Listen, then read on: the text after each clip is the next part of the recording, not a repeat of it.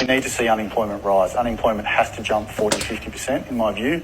We need to see pain in the economy. We need to remind people that they work for the employer, not the other way around. I mean, there's been a systematic change where employees feel the employer is extremely lucky to have them, as opposed to the other way around.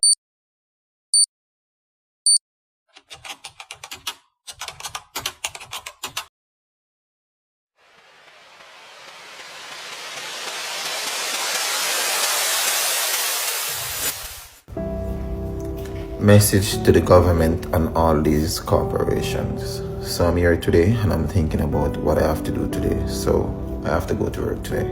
But think about this. This is for everyone. You know, these corporations never lose. You know, they always gain. They make so much money. So I'm just thinking about this. People, if you agree, you agree. If you don't, you don't. But these corporations, these government buildings and stuff, they make so much money, they never lose. You know, they never lose. So why not on the snowy season they raise our pay? Because on the snowy season we pay so much bills, and you have to think about how to get to work at all times, because sometimes we have to shovel snow before, you know, we have time to go to work. So think about this corporation. You're not losing anything. Why not raise our paid, you know, on a snowy season? Because guess what, we need it. Because we're doing so much more work, more than the ordinary. So guess what?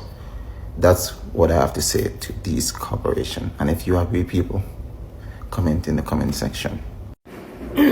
Hi. So I haven't been on here for a few weeks, and I'm sorry that I look very, very, very, very rough. But I don't really care about what I look like right now at this point.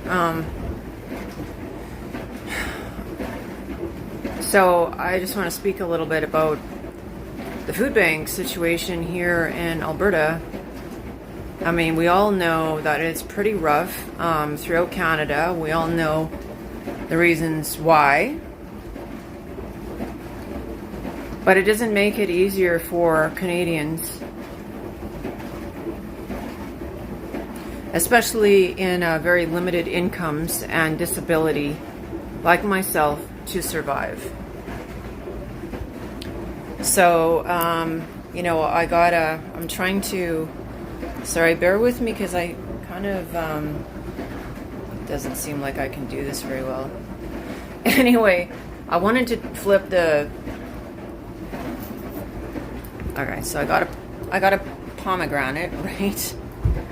And I got, this is the first time, ever that I barely got any food. So, I'm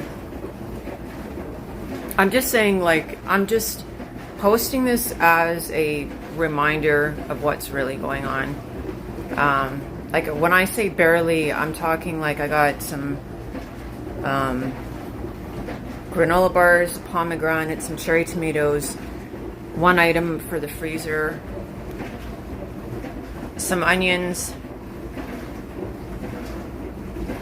and some kind of other vegetable. So I think in a couple cans of corn. So it is very, very saturated, and the food is getting depleted. And there's an intense overwhelm going on. And this is nothing obviously new, but it's very sad. It's very unfortunate that we have such a greedy government and a sociopathic PM. He's not even a PM. He's a prime piece of... Anyway. So, Christmas is not fun. Many people... and Luca are not having a good time for Christmas, and I don't look forward to it, and I don't think I've looked forward to it for a long time. It's been a very hard time for people, including myself. There's a lot of isolation, there's a lot going on, and I don't want to get into all of it, but I'm just saying about the food bank and Christmas and all of this economy is really, really, really, really, really fucking getting to people. but there's still divisiveness, and it's just sad. There's a lot of people that say they want to help and they don't, right? And that's the thing. It's like, but it's a dog eat dog world, right? And that's what's happening. I mean, that's the fucking reality, right?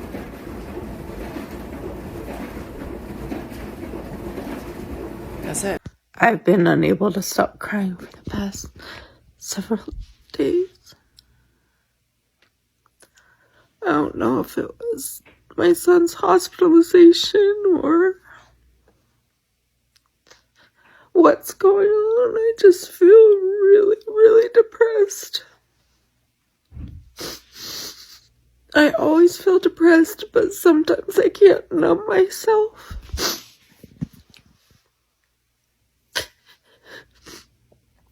It's hard to come home. My house is all torn up from the mold. There's leaks in it, and I can't afford to fix it. I just feel like nothing ever goes my way.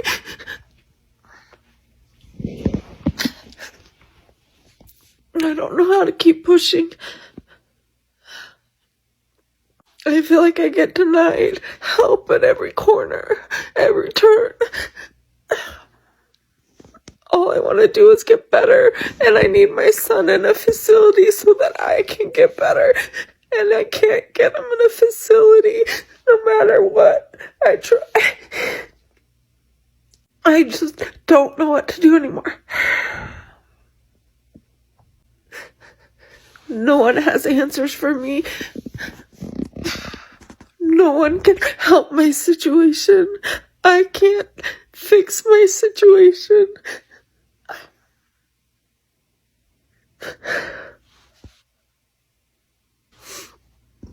How do you keep pushing when you have nothing left?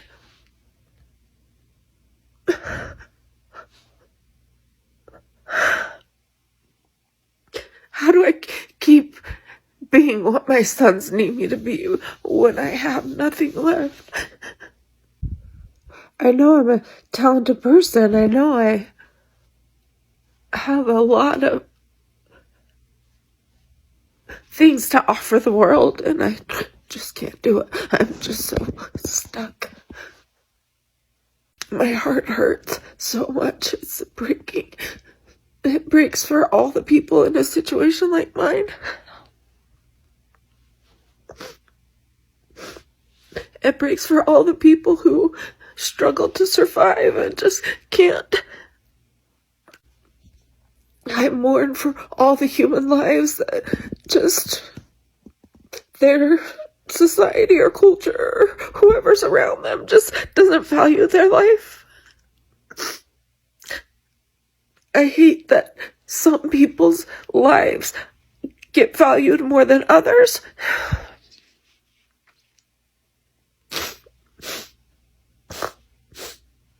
I've always felt really deeply, like, I remember when I was 6 years old, watching a woman talk about a racial issue, and I didn't understand it.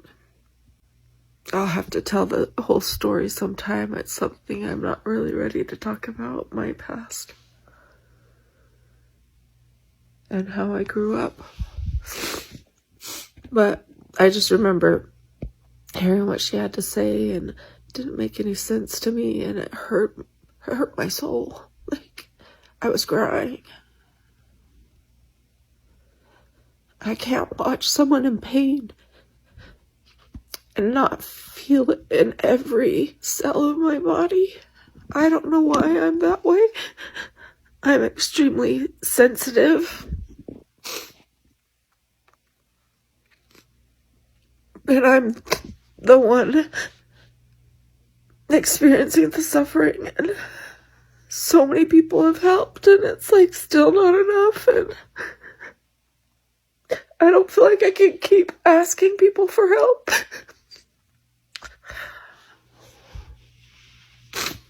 It's hard for me to watch people have fun when I don't know how I'm gonna make it through the next hour. And this has been so many years now.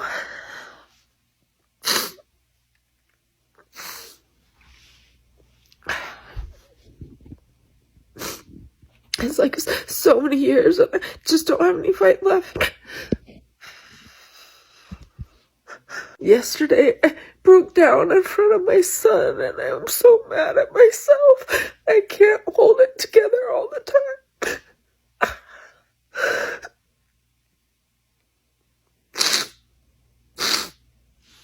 I just feel so alone. And I feel like I have no power. I don't know what else can go wrong. Like, I can't afford to fix my house. I think I need to sell it.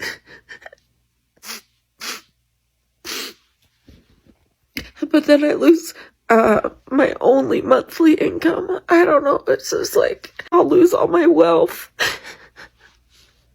People have to lose it all the time. I get it. I'm not the only one. It's just, I tried so hard to like keep it because it was the one thing I have that I built when I had health.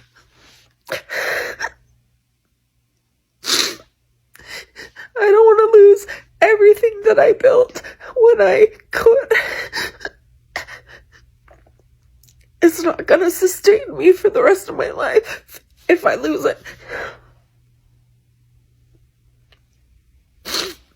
I hope that I can turn a corner mentally and get some more fight left because there's going to be several months before I can even begin to have someone look at my son's case and decide whether or not he needs residential. I have to be able to survive that. I know I'm getting depressed because the winter is coming, the days are getting shorter, and it's just darker all the time, and I get seasonal depression added to my depression. And so living in Utah is really hard for that. The cold really hurts my body. I can't squeeze my hands. I can't feel my limbs. I get numb everywhere. I think it's probably like there's like a clock, a seasonal clock in my body, and my body knows that winter's coming and it rejects it and it fears it. And I don't know. There's just a lot going on. I'm going to say this one time. If you don't want people to be cheering when you die, you need to live your life accordingly. It is not reasonable to expect the general public to outwardly mourn the man who headed up a company that has made billions off of their suffering. I'm talking about a company that is responsible for people dying. A company that is responsible for forcing people to live with pain and illness. A company that has made it so unbelievably expensive to access basic health care that they have saddled so many people with debt that cannot be overcome. They have upended and ruined so many lives. People are not obligated to lend their empathy to that situation. I am not a believer in vengeance, but I am a believer in natural consequences. And if you push people to the brink, you don't get to be mad when they push back. If I was a CEO right now and I was concerned by the public's response to this incident, then I would be calling a board meeting and I would be changing some policies. I would use the massive amount of power and wealth that I'm accumulated to do some good. Maybe, just maybe, I would stop actively harming people, especially when I'm supposed to be in an industry that is responsible for keeping them healthy and alive.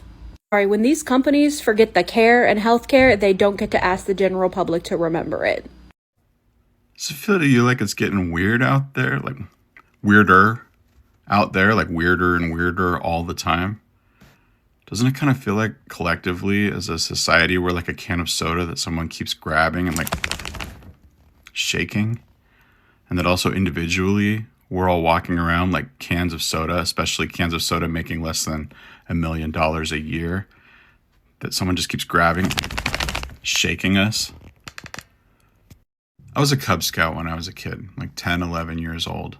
And they used to give us pizza parties to reward us for like good behavior. And there was this one kid in our troop. Maybe every troop had one. I don't remember this kid's name. Let's just call him CEO McBillionaire. And his whole thing was that he liked to come in and tell us that the pizza and the sodas were out and that he had already opened and licked or spit on 3 or 4 pieces of pizza randomly, and that he had grabbed a few of the sodas and shaken them up and put them back amongst all the other sodas because he liked the power, I guess. He got some kind of weird enjoyment out of sitting and watching us approach the pizzas, trying to figure out which ones were tainted and which ones weren't. And once we'd made our choice, the pizza just wasn't as good because you couldn't be sure that you weren't eating CEO McBillionaire's spit. And when you opened your soda, you were just afraid that it was going to spray soda everywhere, right? He felt untouchable. If anybody ever barked at him about it, he would just go tattle to his mom and say that he was being picked on. Just a punk. The thing is, though, that one day he came to Scouts with his new Game Boy. He wouldn't let anybody touch it. He wouldn't let anybody play with it. But he wanted to be seen playing with his new toy and bragging about it. And he decided to grab a soda, and he must not have been paying attention because he grabbed one of his own shaken sodas. And sure enough, he opened it, and it sprayed soda all over his new Game Boy. The buttons were going to stick. It was probably ruined. And he was so angry and confused. He did not understand how this could happen to him. He had nobody to blame but himself. He shook up the soda. Don't shake up the soda if you don't want it to spray all over you. But he still went home and tattled to his mom anyway. Isn't it weird how the CEO McBillionaires of the world have no problem just grabbing random cans of soda and shaking them up, licking random pieces of pizza? They're not attending that pizza party. They can go to their home where they have plenty of Game Boys and pizzas and sodas. Problem is, if you shake up enough random cans of soda, pretty soon you're surrounded by cans of soda that are under enormous pressure. And you never know what little thing is just going to make one of them just go. We need to see unemployment rise. Unemployment has to jump 40-50%, in my view. We need to see pain in the economy. We need to remind people that they work for the employer, not the other way around. I mean, there's been a systematic change where employees feel the employer is extremely lucky to have them, as opposed to the other way around. So this dork right here, Tim Gurner, is the guy in that video who literally just said that we should make working class people suffer more so they can appreciate being employed by their employer. Y'all want to know what this guy does for a living? Sell luxury real estate. And of course, if you know he's a real estate guru, he got to be selling some type of course or plan on a website. With all the backlash, I'm assuming that they shut the site down because they probably were getting a lot of BS emails. Guys like this, when they talk so arrogantly, you must assume that there's some big marketing genius, or they got it out the mud, or they built their business from the ground up to be talking like this. Or at least that's what we would assume, right? Nope. His granddad and a family friend literally helped him get his wealth. He basically got everything handed to him, and he's talking down on working class people. And again, for the nobody wants to work anymore people, this is the reason why people don't want to work for these companies. So let me get this. And please, I hope MAGA sees this. It's FAFO season, and I really want to know how everyone feels about the richest man in the world, Elon Musk, telling everyone in America to expect hardship. That's what you voted for.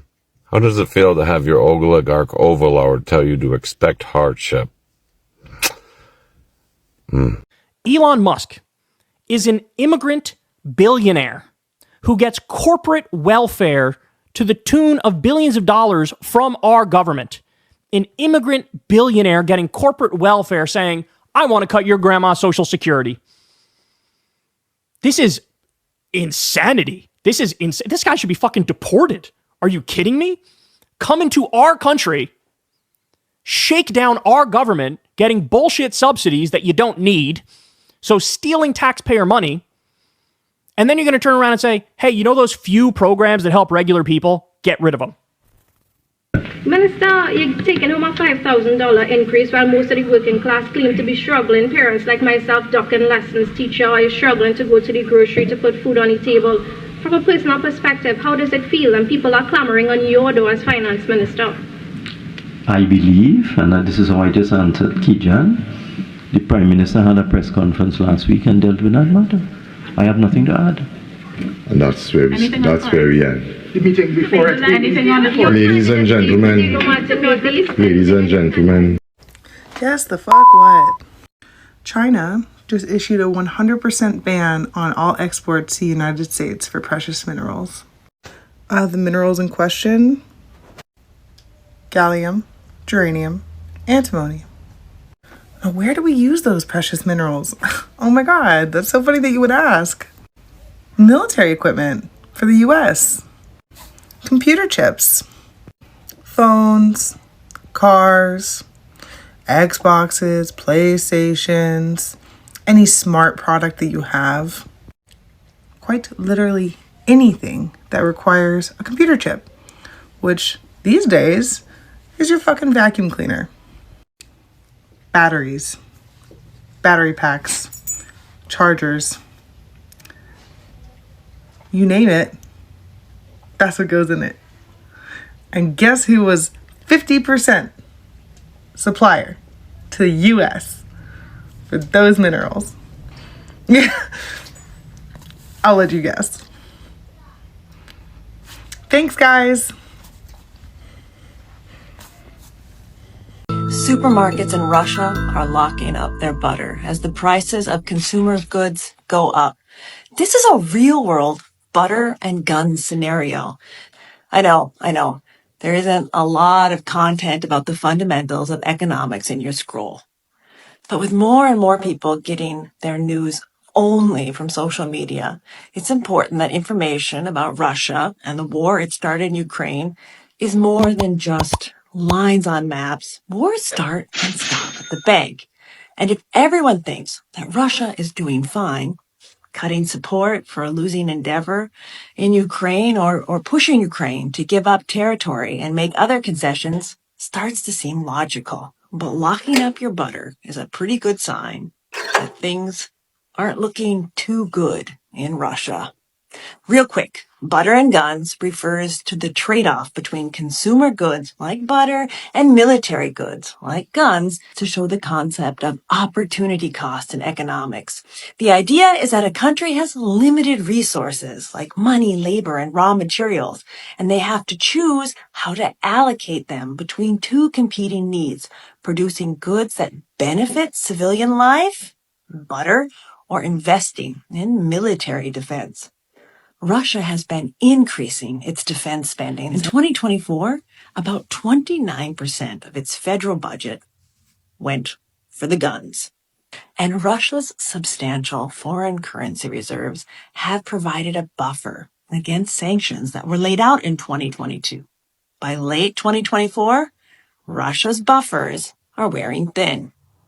And we see this with rising inflation, falling revenues, and technology deficits. What does this mean for Russia's war in Ukraine? And does it mean that the sanctions are working? I swear to God, it never fails. So in response to this asinine tariff shit, China has decided to ban exports of antimony, germanium, and gallium to the US. Basically all of the tools needed to make tech. Like if we was baking a cake, it'd be like if China said, no eggs, no sugar, no flour, no nothing for you. And this particular constraint comes right at the moment when AI is finna, along with what we need to make rocket ships, further advanced tech, just everything. And what's hilarious about this is, I finally decided to go after my dreams and go into tech in October of this year, which means I will be entering the field at the worst possible time. Just like when the real estate market popped, I was present for that crash. I was in it 2 months before it happened. Every fucking time the crypto market crashed, guess who was there 2 months prior to the crash? And now I've done it again. I'm the fucking bear market. I swear to God. The only bright side is, in talking to ChatGPT, they say that makes me the bear whisperer. And I have to figure out some way to monetize my chaos god energy and probably lease my services out to China and the US as some kind of market apocalypse indicator. Which is really funny, considering this thing has become my best friend. And it won't be able to advance any further to tell me and reinforce my ideas. Because all the components needed to make it work are about to be embargoed. At this point, I just want to know who I pissed off to get this gift. Because it feels like a curse. Well, at least Bitcoin hit 100,000. But if I buy it, it's probably going to crash. Damn! I'm never going to be a billionaire now. I give up. I think I'm just going to stick to writing and comedy. This shit's depressing enough as an income. I can't make it any worse, right? So tariffs and increasing the price that we have to pay for imported goods is going to bring back manufacturing jobs to the United States because the US will just start making those things by themselves, right? Okay, well, what do you think the turnaround time is on that? Do you know how long it takes to build a factory, get the machines in that factory working, and get that factory running at full capacity? It's years. It's likely not going to happen before the next presidential election. It takes a really long time to get a factory completely up and running. And in that meantime, we would still have to buy that imported product and be paying the taxes on that imported product. And remember, it's going to cost more if we're making it in the United States, because if we could make these products in the United States as cheaply as they're made overseas, we would have been doing it a long time ago. So it could bring back manufacturing jobs, but it's going to be a while, and also it's going to be more expensive. And are these going to be good paying jobs? Well, if I had to guess, I would say since the political party that is making all of these policies is not for raising the minimum wage and is not for unions, I don't think they're going to be great paying jobs, because why would they be? So could they bring back manufacturing jobs and make stuff in the US? Sure, but again, prices are not going down. Yay. The TikTok ban is official right now, y'all. It's official. They went and took it to court. They tested it. They said constitutional, which means we got 44 days left of TikTok. January 19th, it's over, okay? They just unlocked the most chaotic advent calendar in the history of the social media, because we got 44 days ahead of us where nothing fucking matters on this app. I'm telling y'all, 44 days of straight up just giggles, tee-hee-hees, and fucking chaos, because we don't know what's going to happen on day 45.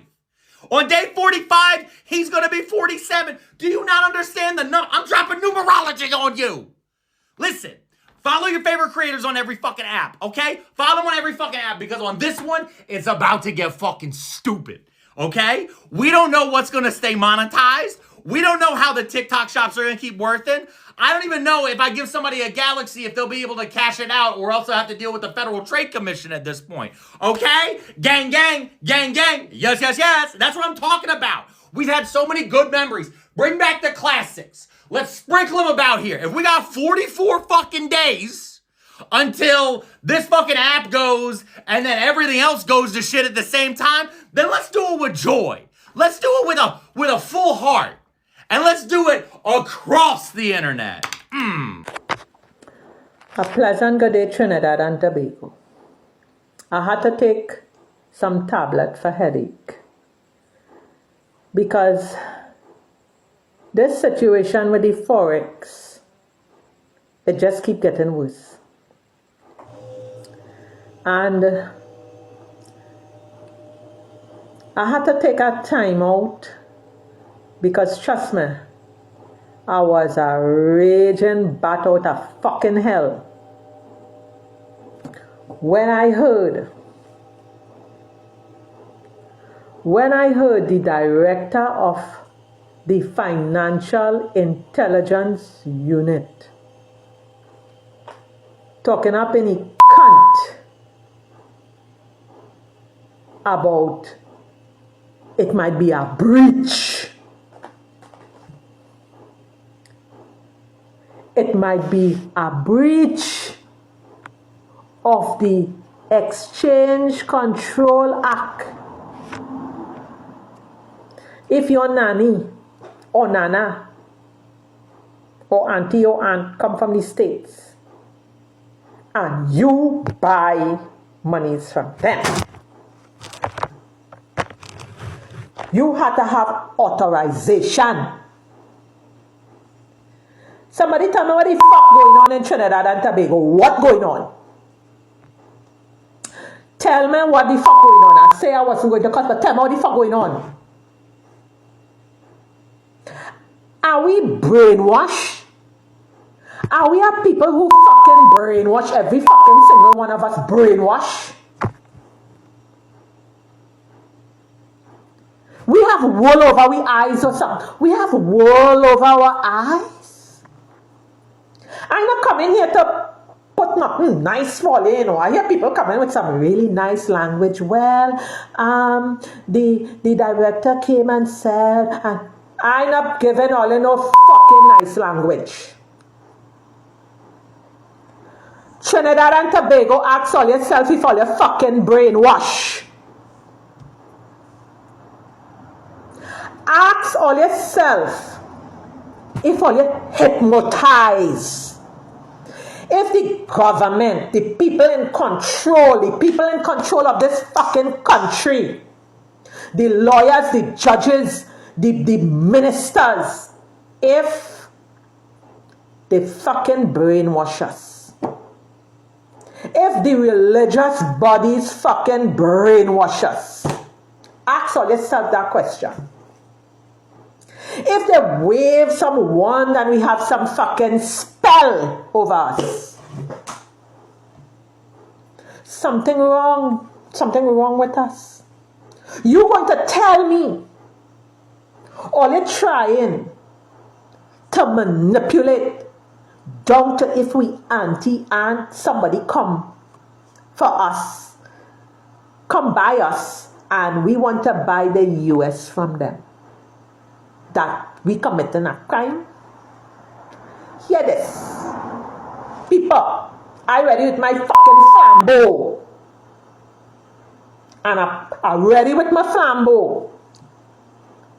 Let me go to war. I ready. I live half my life. I ready. Half my life done gone. I ready. I'm ready to go to the streets. All you Trinidad and Tobago, all you fucking sleeping.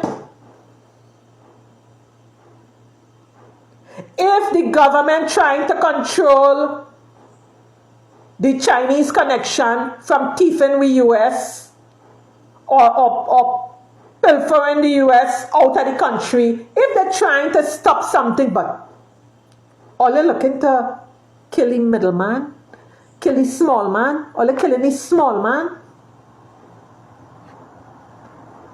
3 billion. Look, I tell you, I am all fucking brainwashed because I say million. $3 fucking billion disappear and we quiet. We like, well, what we gonna do? We quiet. And who knows how much other billion disappeared before that woman came and uncovered that. Who knows how much more money gone and we still here fucking sitting down in my house. Shut down this place, shut down carnival, shut down every fucking thing. Why you all staying and taking? This is a sad day. A sad day when we see that the government is multitasking down to the last cent, down to the last interaction. We are heading to a communist society. We are heading down a dark, slippery slope.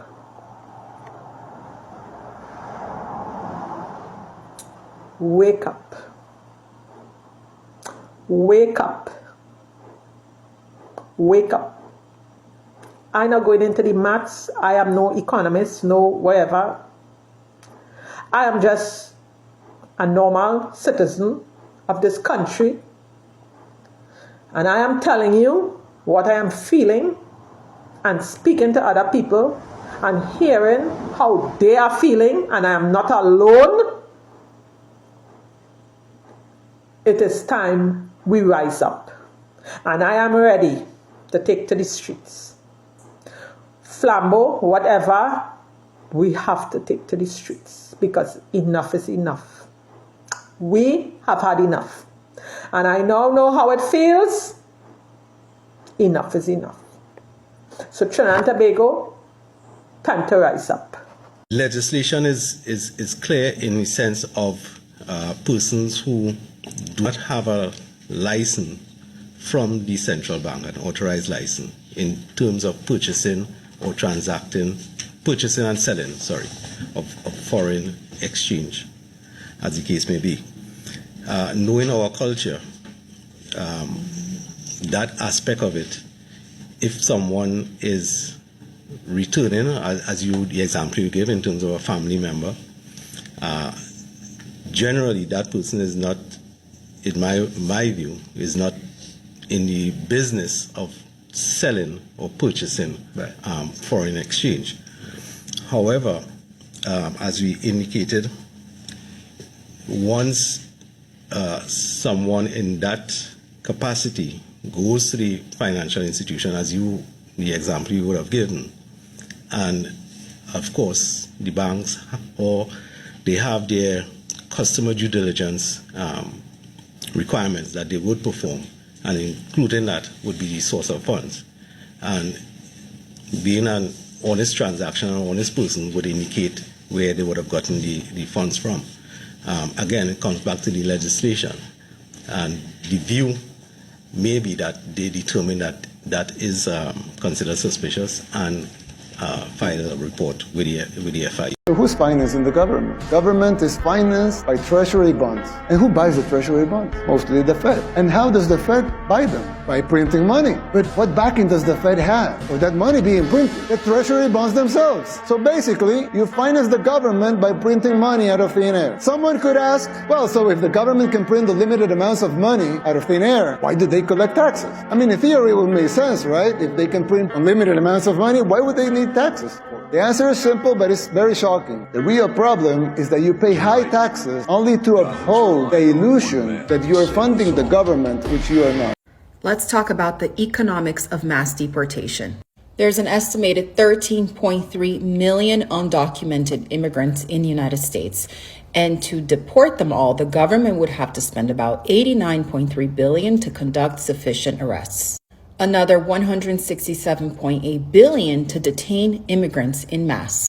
Then another $34.1 billion on legal processing. Another $24.1 billion in removals. And just to deport 1 million immigrants per year would incur an annual cost of $88 billion, with the majority of that cost going towards building detention camps. Guess who's going to become very rich off of this? It would take over 10 years and the building of hundreds to thousands of new detention facilities to arrest, detain, process, and remove all 13.3 million targeted immigrants, even assuming that 20% of that population would depart voluntarily during that time of mass deportation. And a study done by the Institute of Taxation and Economic Policy, you can look it up for yourself, found that in 2022, undocumented immigrants paid $96.7 billion in federal, state, and local taxes alone. About $59.4 billion was paid to the federal government, while the remaining $37.3 billion was paid to local, state, and governments. And let's talk about what we can get instead for that price tag. For that money, we can build over 40,450 new elementary schools in communities around the nation. We can also construct 2.9 million new homes in communities around the country, found the Head Start program for nearly 79 years, pay full tuition and expenses for over 4.3 million people to attend a private college for 4 years, or over 8.9 million to attend an in-state public institution for 4 years. Just in a single year of mass deportation regime at its $88 billion price tag would cost nearly twice the annual budget of the National Institute of Health, nearly 4 times the budget of NASA, nearly 3 times as much as the federal government spends on child nutrition, more than the government gives out in child tax credit programs, 18 times more than the entire world spends each year on cancer research. The math ain't math in here, folks. Prime Minister Netanyahu's corruption hearing resumed today. Yeah, you heard me right. His corruption hearing. The trial was paused on October 7th due to the emergent situation that was arising in Israel. However, the charges were brought against the Prime Minister in 2020, and they accuse both him and his wife of accepting bribes in exchange for political favors. If they are found guilty, they could spend up to 10 years in prison, but both the Prime Minister and his wife continue to say that they are innocent and that this is nothing more than a witch hunt. And well, I'm just wondering, do all of the political leaders share the same playbook when their hands caught in the cookie jar? Like, isn't this the same goddamn story that Trump is trying to spoon feed us? Furthermore, what the hell is wrong with the governments within this world? If there is a political candidate that's under criminal investigation, they shouldn't be allowed to run, much less hold political office. Full stop. I am proud to announce to you the first artificial intelligence road that will be completed in less than 1 year. The government is setting aside 10 billion for the completion of this project. Thank you. Thank you.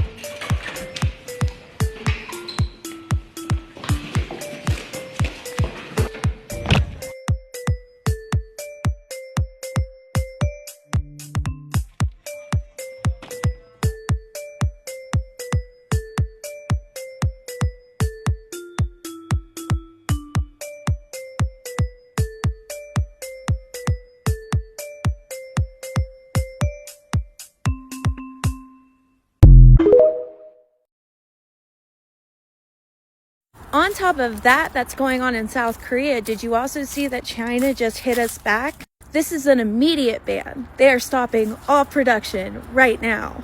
The thing is these are high-tech materials, so the tech industry is about to get hit big time. The thing is this also includes other hard materials like diamonds. Also, one of Trump's advisors just announced that Trump will pardon himself when he comes back into office. He's gonna pardon himself. It's not funny. It's not fucking funny. This is actually horrifying. Also, Biden was always going to pardon his son. He was always going to do that. Regardless of the amount of promises he made, he was always going to pardon his child. Also, it's being reported that Congress could face a shutdown, which could impede the first 100 days of Trump's presidency. And